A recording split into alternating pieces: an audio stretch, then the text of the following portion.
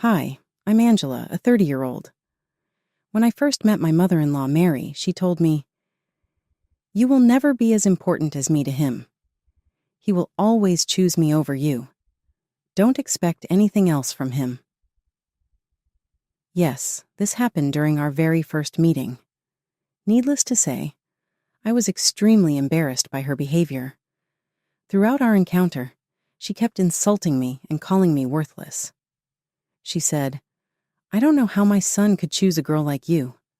Then again, no one deserves my baby. He's mine alone. Cole is the best kid ever, and he loves his mom. You're just a temporary person in his life. I know he is your favorite son, Mary. I also know that he loves you a lot. You are his mother, after all. Yes, and I don't think you can replace me. My boy will always choose me. I'm not trying to replace you, Mary. I'm just trying to be his partner and a good girlfriend. You don't have to see me as competition. I want us to have a positive relationship. Well, you can never be my competition. Besides, you are only here for a while, so don't get carried away. He will dump you sooner rather than later." Mary's unabashed rudeness shocked me.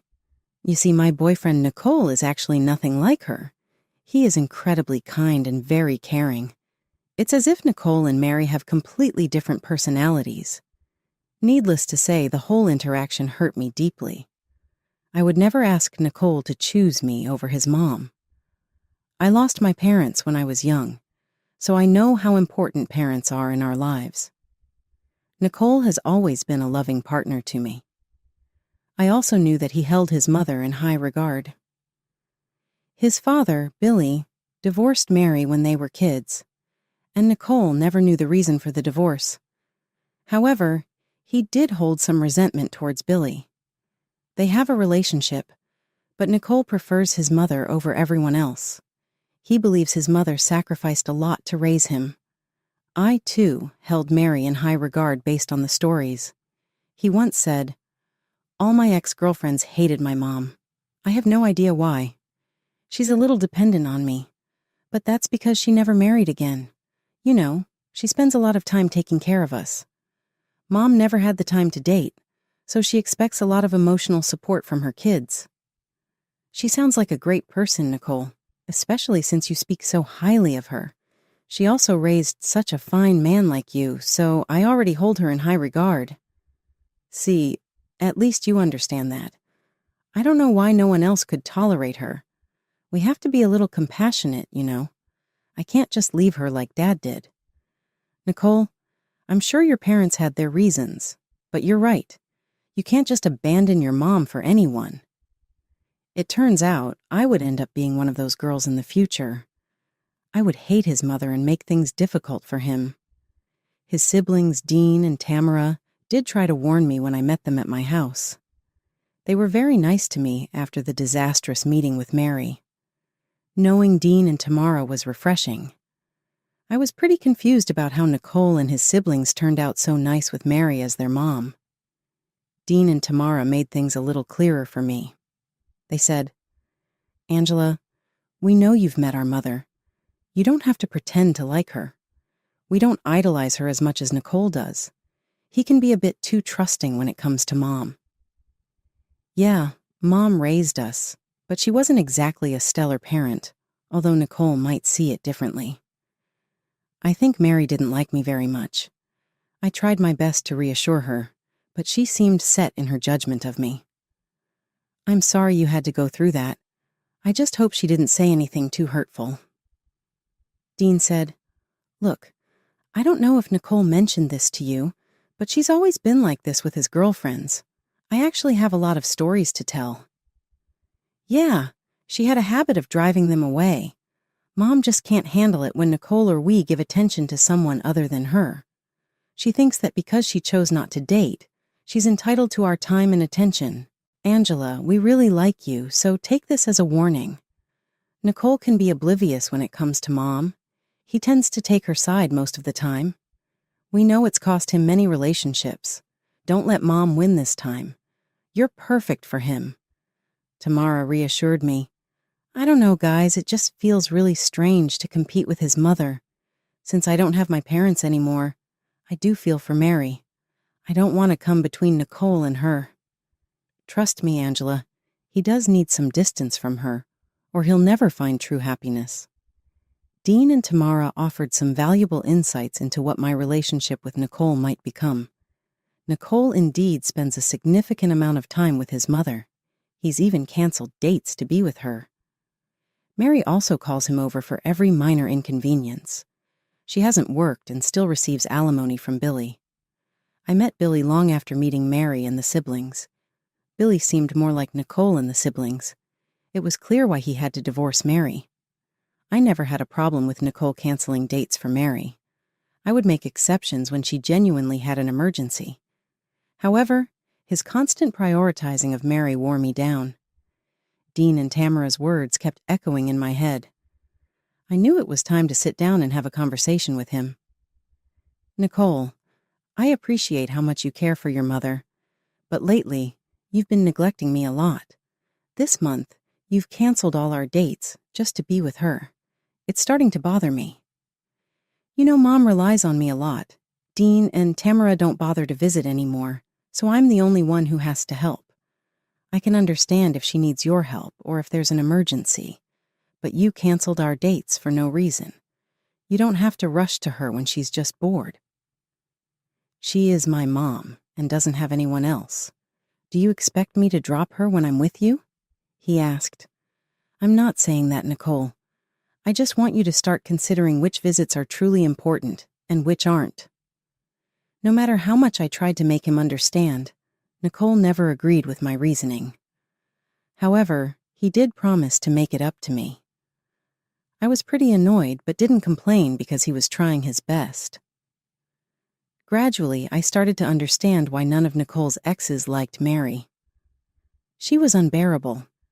Every time I was with him, she would vie for his attention.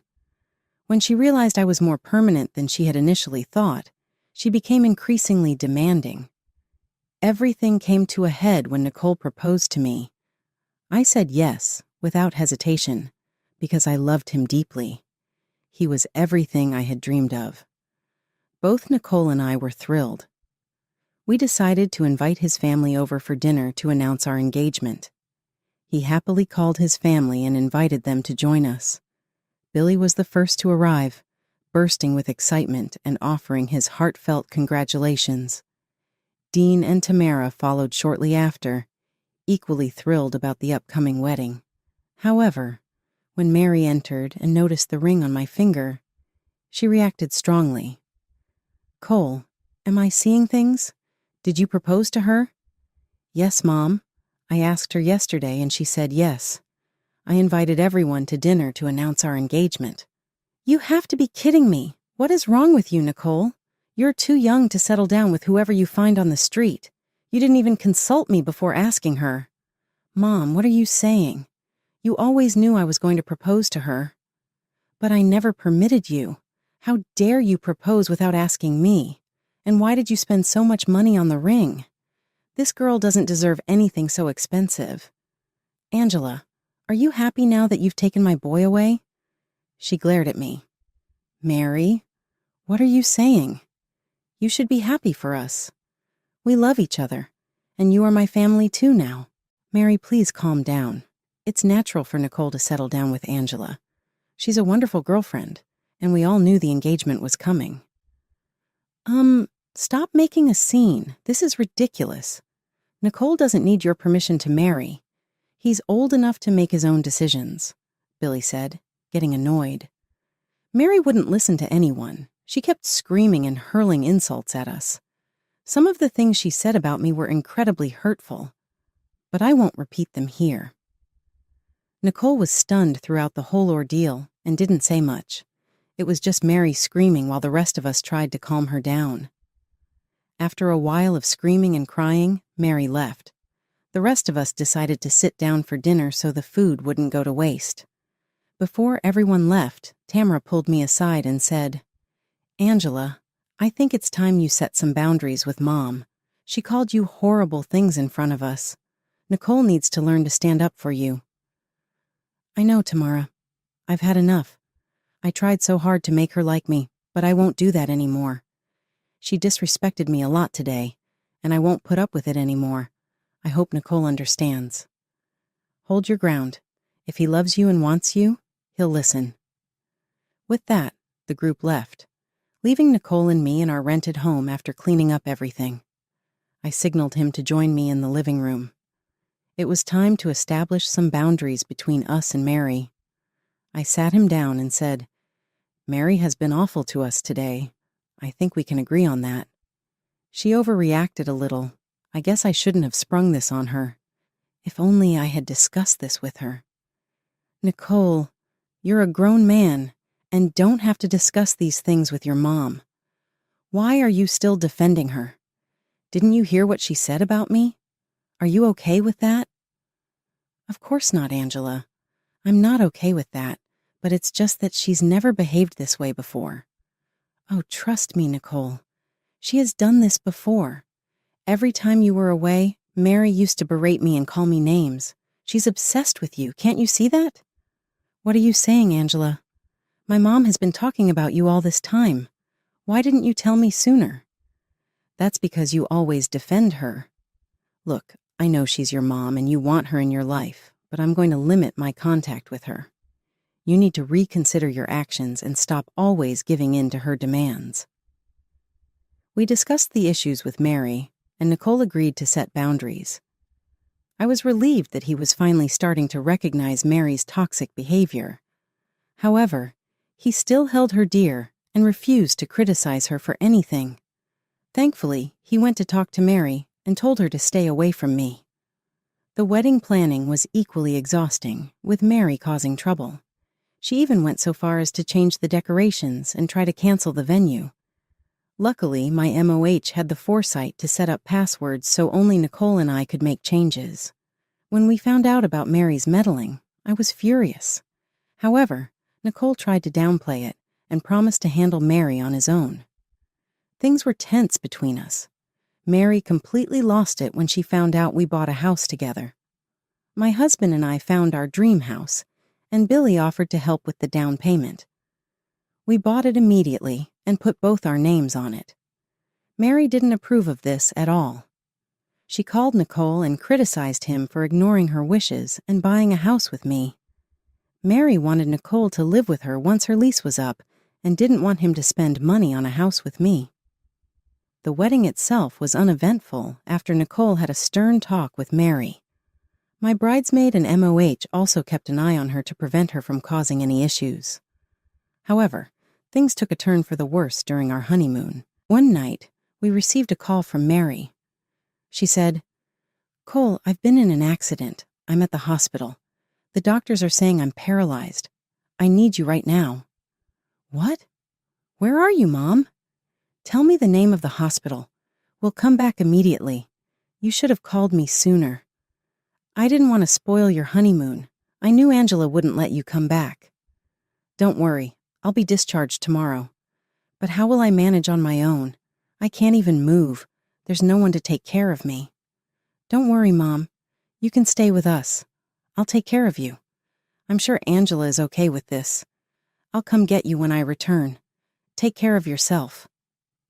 Nicole quickly called his siblings and Billy as well. However, they were intrigued by the situation since they had yet to learn about Mary's accident.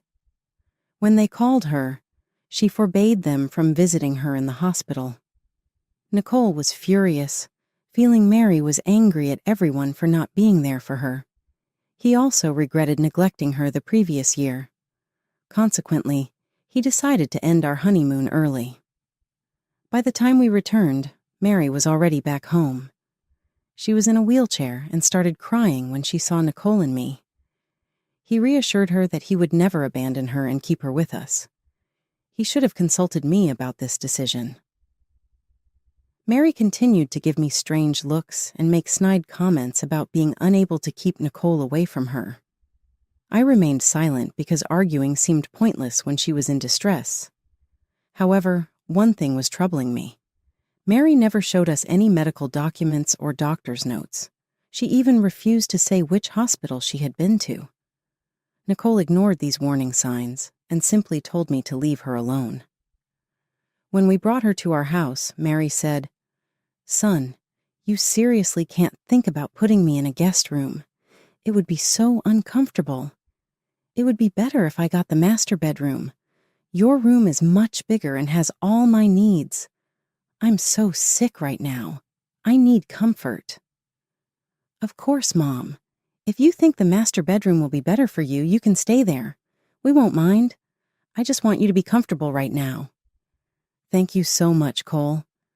I hope Angela isn't mad at me. You guys didn't even get to enjoy your new room first. I can stay in the guest room if she wants. Who cares if I'm uncomfortable? You can stay in the master bedroom, Mary. I never objected to it." Mary looked at me and smirked, clearly enjoying the attention Nicole was giving her. Nicole never consulted with me before giving in to his mother's demands.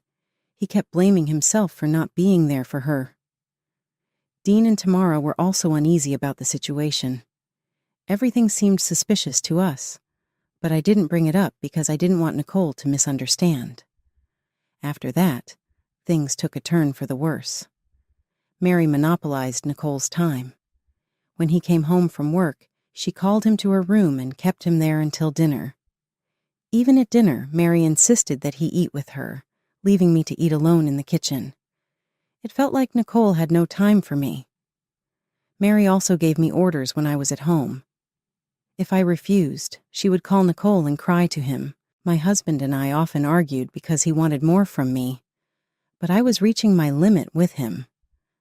My suspicions about Mary's health never faded, so I decided to keep an eye on her.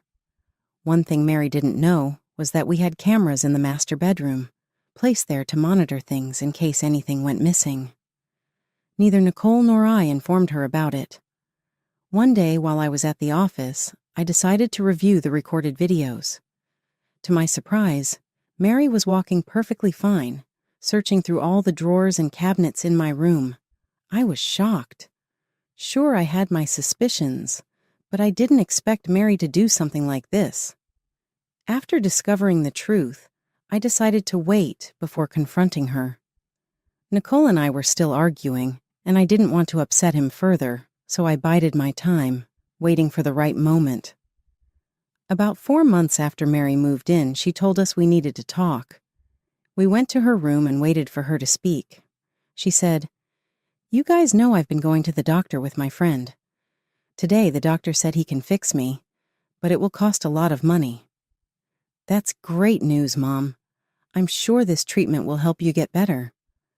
"Yes, but you know I don't have that much money, so I was wondering if you could help me out."